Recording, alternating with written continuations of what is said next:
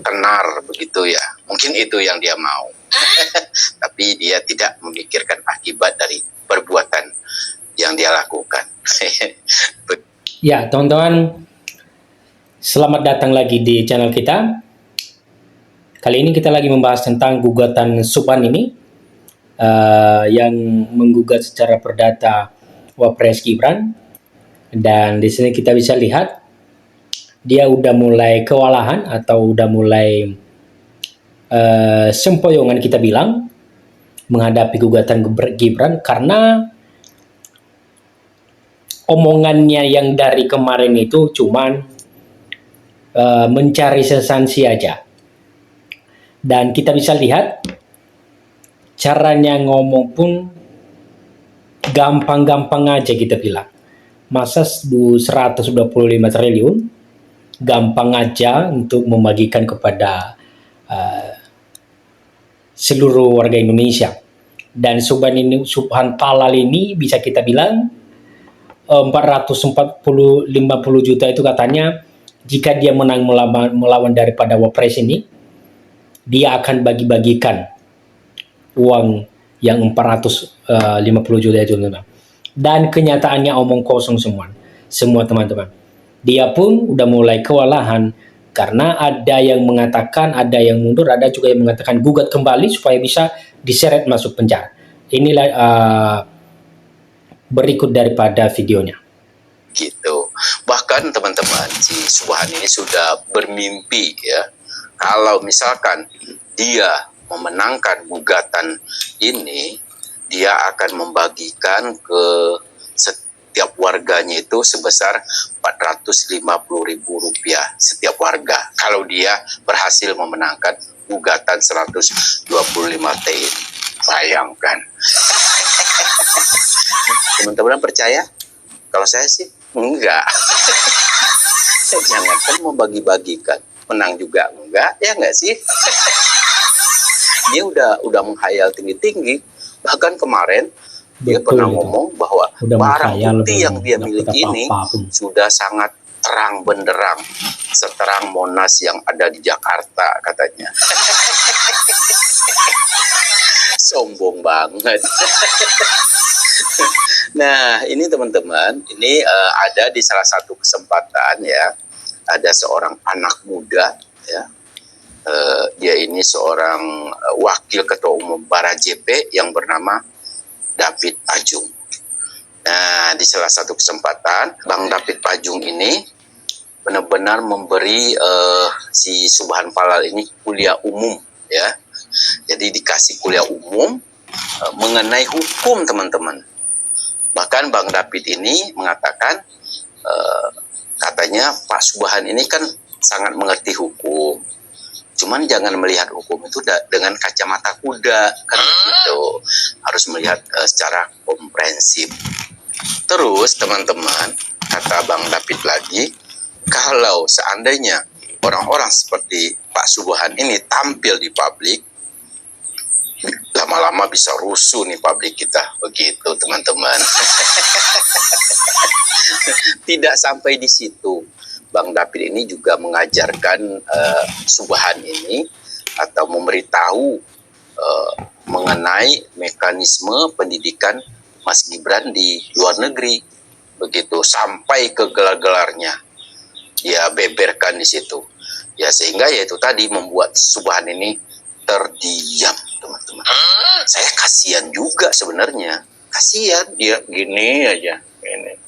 Nggak bisa ngomong apa-apa.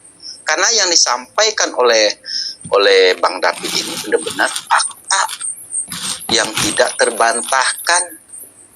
Nah, makanya saya bilang ini orang sudah sangat menyesal dengan apa yang telah terjadi ini. Saya melihat dari mimik wajahnya, dari ekspresinya. Sangat menyesal sekali teman-teman. Nah, untuk itu mari kita dengar dulu ya teman-teman ya, ini pernyataan dari Bang David Pajung, Wakil Ketua Umum Bara-JP. Kita dengar teman-teman.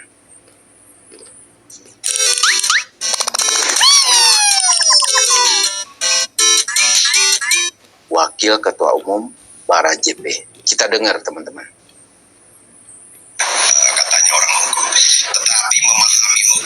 menggunakan kacamata kuda ya. Tidak komprehensif, terutama Pak Subhan. Kalau orang-orang seperti Pak Subhan ini semua tampil di publik ini rusuh republik ini. Saya mau jelaskan pertama gini, izin. Syarat menjadi presiden dan wakil presiden, coba baca di UUD NRI hasil amandemen pasal 6 dan pasal 6A. Itu clear. Pertama ya. 6 pasal 6 itu ayat 1 itu warga negara Indonesia asli yang kewarganegaraannya tidak pernah pindah lah, itu poinnya. Pasal 2 itu turunan-turunan dari itu diatur dengan mekanisme undang-undang. Pasal 6A ya, itu tadi pasal 6. Pasal 6A itu ayat 1, pasangan presiden dan calon presiden itu satu pasangan. Ya, nggak bisa dipisah. Yang kedua, mekanismenya diatur dengan undang-undang. Itu dulu poin konstitusi kita. Kemudian turunan undang-undang itu ya, ini saya ajarin di Pak Subhan supaya jangan salah. Undang-undang turunannya dari UUD 45 itu pelaksana pemilu itu undang-undang pemilu nomor 7 tahun 2017. Biar Pak Subhan belajar nih. Ajar tuh, Subhan. Tadi sudah disebut di pasal 169 sekian banyak syarat-syarat administrasi, itu salah satu syaratnya di ayat R ya, ayat R kecil itu tadi sudah dijelaskan. Minimal atau pendidikan itu serendah-rendahnya atau minimal SMA atau madrasah atau yang sederajat. Nah, kemudian ini biar clear nih. Lanjut, bukan berhenti di situ aja Pak Subhan ya. Di pasal di turunan pelaksananya itu PKPU peraturan KPU nomor 19 ya 2023 yang menjadi rujukan Pilpres kemarin ya. Itu Bapak harus baca tiga pasal. Pasal 18 ayat 1R sama tadi syaratnya. Salah satu syarat dari sekian banyak syarat adalah minimal SMA, begitulah poinnya. Pasal 18 ayat 1 ya, pasal 18 ayat 1 itu harus fotokopi yang dilegalisir ya. Ya, teman-teman, ternyata di sini Subhan terpojok oleh pernyataan daripada seorang David yang menggugat daripada Wapres, dan ternyata kata-kata David itu benar, dan Subhan hanya terdiam, terpojok dan merasa malu, kita bisa bilang teman-teman, karena gugatannya tidak masuk akal sama sekali kita nilai. Karena bisa kita bilang dia itu hanya benar yang dibilang, ada yang ngomong kemarin hanya mencari sensasional, dan sekarang kita bisa lihat dia ya udah kalah dan merasa terpojok, dan masih kita bilang masih ngeyel lagi teman-teman.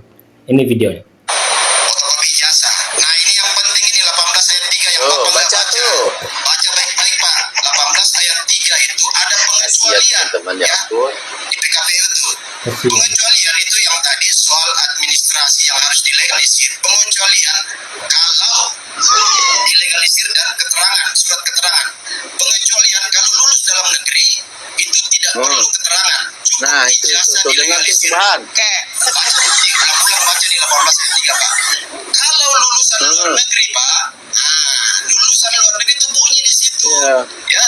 Jadi itu harus butuh keterangan. Nah, keterangan yang disodorkan oleh Gibran itu ada SK. Ada SK Pak. Nanti Bapak baca. SK Kementerian Ristek dan Pendidikan Tinggi itu dikeluarkan oleh Dirjen Pembelajaran dan Kemahasiswaan. Itu mengkonfirmasi ijazah yang setara itu, yang karena dibunyi tadi Undang-Undang nomor 7 2017 ayat 169 itu yang sederajat. Nah, itu tugasnya Kementerian Dikti mengeluarkan legalitas bahwa itu sederajat. Bahkan sebenarnya jujur aja kalau kualitas jauh lah kualitas mereka itu dari kita di Indonesia ya, dengan segala hormat. Nah, itu yang berikut. Yang kedua Mbak, saya ingin jelaskan ya. Tadi ini harus diklarifikasi nih.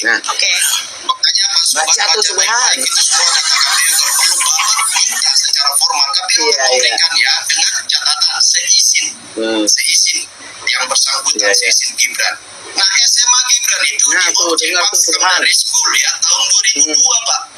Ya. Bengong. Itu 2002 lalu kemudian dia automatically dia lanjut. Jadi dia ngambil lanjut di MDIS, Management Development Institute Singapore. Itu yang benar. Ya, tamat sama dengan Bradford Inggris. Jadi ijazah Gibran itu kerjasama MT Singapura dengan Bradford Inggris itu gelarnya adalah BSc, Bachelor Science, karena jurusan yang diambil itu kaitan dengan sains. Saya jelaskan juga nih dikit Pak Suban. Lulusan luar negeri itu yang setara saat itu ada 3 gelarnya Pak Suban ya. 1 BA, Bachelor of Arts. Kalau dia ilmu-ilmu humaniora, sosial ya, dan lain-lain. Dia BSc kalau ilmu-ilmu teknik ya, matematik, sains, teknologi. Nah ini yang keluar ijazahnya. Nah itu Subhan, kamu harus mengerti. Jadi jangan gampang terhasut. Nanti akan merugikan diri kamu sendiri. Aduh, ini dia baca nggak sih apa yang dikatakan Bang David tadi? Makanya saya bilang ini 99,9% keok.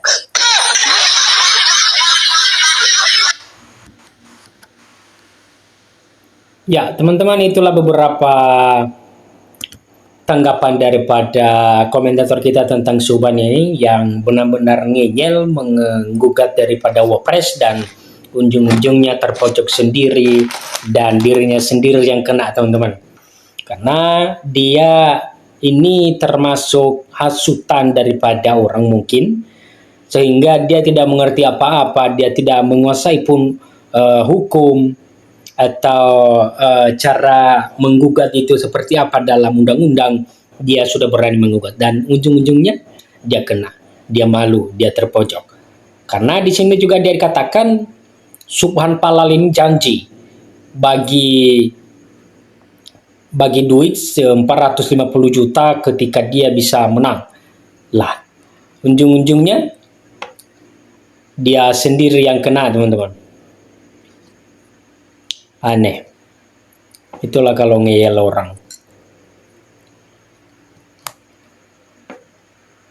Saat ini ada sosok fenomenal yang berani menggugat Wapres Gibran, Raka Buming Raka, yakni Subhan Palal. Ya, teman-teman, namanya pun udah berubah menjadi Subhan Palal, teman-teman.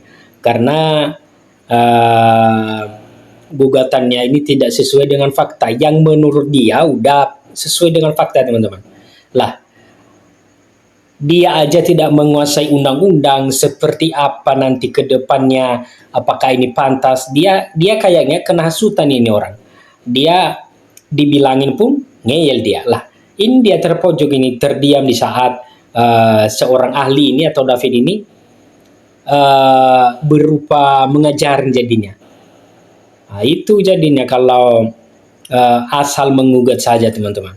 Dia adalah seorang advokat sehingga tahu persis apa konsekuensi gugatan jika tak terbukti. Seperti diketahui, Subhan Palal merupakan alumni Universitas Indonesia atau UI yang menggugat Gibran 125 triliun.